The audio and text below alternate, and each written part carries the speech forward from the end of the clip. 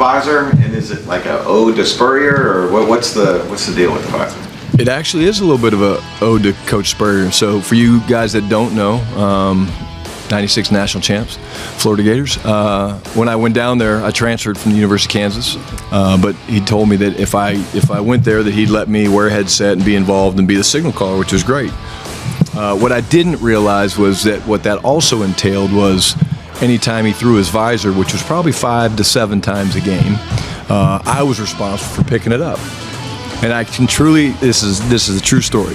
So we're playing a game, I'm signaling plays, and something happens. He's mad, he's pissed off at Danny, throws his visor, and for some reason I was caught up in something. I didn't go pick it up, and he literally looks at me, I was like, oh. So I went and I picked it up, and he's like, so honestly, that's where I first noticed it. I think I look better in a visor than a hat. I mean, I'm losing my hair a little bit, at least up front, but it does go back to Florida. An ode to Spurrier to kick off this edition of The Blitz, and Brian Schottenheimer, and it's an ode to Spurrier, it's an ode to Schotty. We're wearing visors on this edition of The Blitz. Going all the way back to a national championship season, 1996. Yeah, what was I doing in 96? I was born in 96, so it's been a long time, but hey, we're good. We're good, and Coach Schottenheimer trying to channel a little bit of Spurrier magic, old ball coach over here in Dallas. And so hopefully this show will go well enough. We're not throwing our visors at some point. I feel like I need to turn it around because Coach does that at practice. He turns the visor around at practice. But it is the month of June now, and I think these bright lights of television, like the sun outside, I think you probably need the bill of the cap to protect you from the rays out there. Let's talk about second week of OTAs, though, the Brian Schottenheimer effect. What's some observations from you? Well, the big thing right now is that it's still early, very, very early on, and there are a lot of things that are still being installed in terms of the Cowboys offense, and especially with the new defensive staff with Coach Eberflus leading on the defensive side of things. You're going to see a lot of headlines from media across the way about guys looking good or guys not getting certain reps or starting reps or moving positions. But the number one thing to keep in mind is it is still June. There's still a long way to go. Mini camps haven't even happened yet. Those will happen next week. But for the most part, OTAs are still an early install for a new coaching staff. And there's a lot of guys that have come into the OTA period in great shape. That's the number one thing that you want to check the box for. You know what caught my ear at Schottenheimer's press conference this week? He made it a point to talk about Tyler Guyton, the left tackle, the first-round pick last year. Tyler's having a great offseason. Talk about Tyler Guyton. I have to always specify that because there's so many Tylers now. But, TG, he's having a great offseason. I think some of the new things that Clayton and Connor Riley have brought from a fundamental standpoint really fits him. I think you're talking about, I'll go back for Tyler a little bit, he hasn't played offensive line a whole lot. Then he played right tackle at Oklahoma. Then we moved him to left tackle, and it's obviously a premier position. And he missed quite a bit of time last year in training camp. He has not missed a day. He was one of the first guys back in the building. He understands how important that this year is for him, not just for him, but for our football team. And so he looks great, and he's playing at a high level right now, going against some good speed rushers. It would be great for the Cowboys if he looks great when they put the pads on. Absolutely. You spend another first-round pick on an offensive lineman, 3 over the last 4 years with Tyler Booker. If you're able to get first-round type of mentality, type of production from Tyler Guyton, who was in and out of the lineup, and as Schottenheimer said in his press conference, was moving positions. If you can solidify that left tackle spot, the whole outlook of the offensive line looks completely different going into year number 1 with this coaching staff than it would if Tyler Guyton is a question mark like he was in 2024. So for the most part, everything has worked in favor of Tyler Guyton to this point. He looks great. I can back up Coach Schottenheimer in saying that. Walked by me today. He's talked about a change in mentality himself, and we'll get to more on that later in the show. All right, and we're just getting started on this edition of The Blitz. Coming up later in the show, Absolutely. I think that I figured out a lot about, what I need to do to take care of my body to be able to play at a high level, and, also just following, the guys that have came before me and understanding that their routine is very important. I feel like I learned a lot.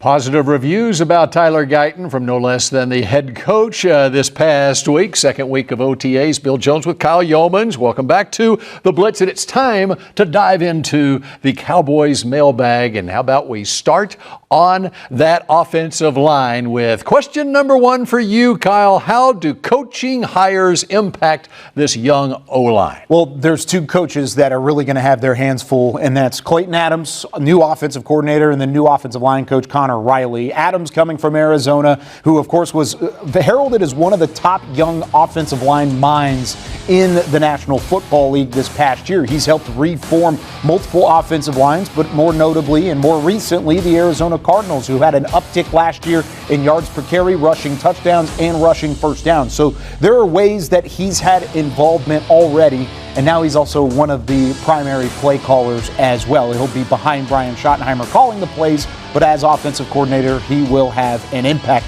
As for Connor Riley, he was one of the biggest names out of the coaching ranks at the collegiate level with Kansas State last year. He has a connection with Cooper Beebe already. He played against and had trained in different times with Tyler Guyton when he was at Oklahoma when they were in the Big 12. So there's a lot of connection there with Connor Riley to keep in mind. I think it's the biggest thing, and you heard a little bit of it there from Tyler Guyton.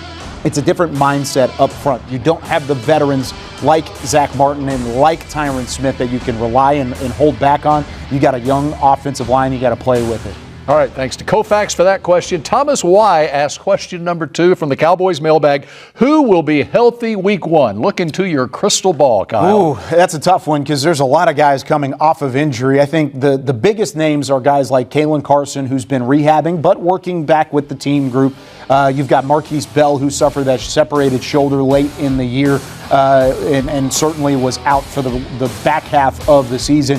You're not going to see names like Trayvon Diggs and DeMarvion Overshown and stuff like that. We'll have a positive update on Overshown in a minute. But for the most part, the guys who were hurt last year, especially late in the season, are still going to be on that PUP list to start. It may take some time to get in the fold. I think the number 1 biggest question, which we don't know right now because he's been on the bands, is Chavon Ravel, the rookie out of East Carolina. All right, and question number 3 from the Cowboys mailbag comes from Wes D. He asks, what positions are still a concern? Well, I think you still got to add because of what I just talked about. Kalen Carson, Ravel there at the cornerback spot. You got to add a corner if you're going to add somebody. Trayvon Diggs is not going to be available, at least it seems, for week 1 of the year. He has not been out at OTAs. I think if you wanted to add at a certain spot, add a veteran at corner, mix in with a couple of the guys that you've added or drafted. Kyer Elam's had a good OTA so far. I look forward to seeing what they'll do at that roster spot. All right, Cowboys have added some veterans in free agency earlier in the offseason. Up next here on The Blitz, we talk about some actual Cowboys football news here, and this is on the rumor side, obviously. The Kyle Pitts trade rumors are back again because they always are, aren't they? Dallas has been linked, CBS Sports mentioning them. We'll wind it back a few days here to Jordan Schultz's report, who says multiple teams have reached out to the Falcons about the availability of Kyle Pitts. Nothing is imminent. Atlanta would prefer to keep him, but I'm told it would take at least a day 2 pick, even spark serious talks. So I do wonder, who leaked this? Was this Pitts' camp? Was this the Falcons? Was this somebody else? Was this just good reporting by Schultz? That's certainly an option there of, we want to keep him, but hey, maybe a day 2 pick gets us going a little bit there. The Falcons don't really have another viable tight end, unless we really consider Charlie Warner an elite level player or even a starting caliber tight end.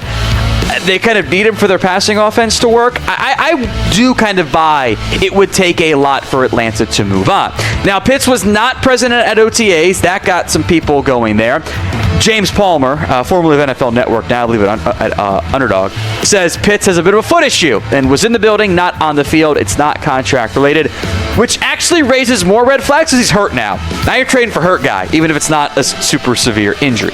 Jeremy Fowler of ESPN then reported this. I checked in with a source who said that, look, if Atlanta gets the right kind of deal for Pitts, it could come together. I don't think it's a situation where they're aggressively shopping him, but it appears talking to some other teams, they think Atlanta is at least open to the possibility, and Pitts might be as well. He loves Atlanta. It's not a situation where he's requesting a trade, but if he's a chance to go maybe to a better offense where he's more featured, kind of the 3rd or 4th year right now in Atlanta, could be something he's open to. So all of that tracks with day 2 pick, that they're not going to just give him away for nothing and save the significant money involved there. But I don't think it's a, just take him off our hands scenario, which that's how I would operate if I were Atlanta. I mean, you picked up the fifth-year option on the guy for a reason, right? CBS Sports mentioned 3 teams. I kind of don't get any of these, frankly, because all 3 of these teams, they have a young investment at tight end to an extent. Bellinger, Strange, Ferguson, Dallas among the CBS Sports destinations there. I've got more thoughts on this, but would you trade for Kyle Pitts? Y for yes, N for no. Go ahead and sound off at the pinned comment of today's show. I still believe this is true. The idea, the hope of Kyle Pitts is greater than what Kyle Pitts is right now. You can easily sell yourself a story of new team, new destination, new role. He can look more like the guy he was in his rookie year. He's going to be in a contract. He's going to be motivated. He's going to play great there. That's a lot to gamble when you're giving him an asset and paying him almost $11 million.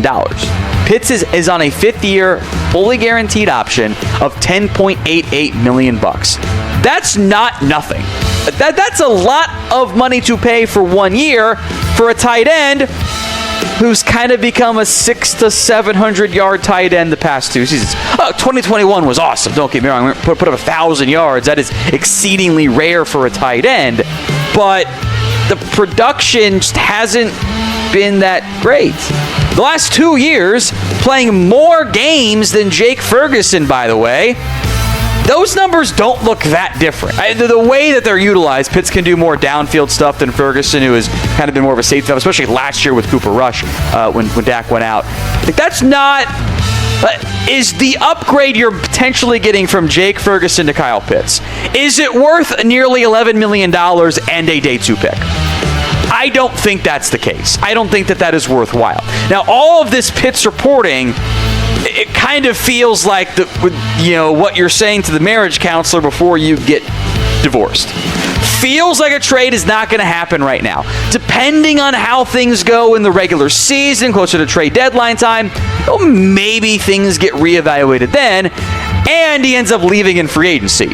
And depending on what Dallas does with Jake Ferguson, then it starts to make more sense. Because if the contracts are similar between Pitts and Ferguson in free agency, maybe it doesn't. Maybe then you're willing to gamble on a bit more of the upside without giving up the day 2 pick. Remember, you don't have a 3rd round pick right now.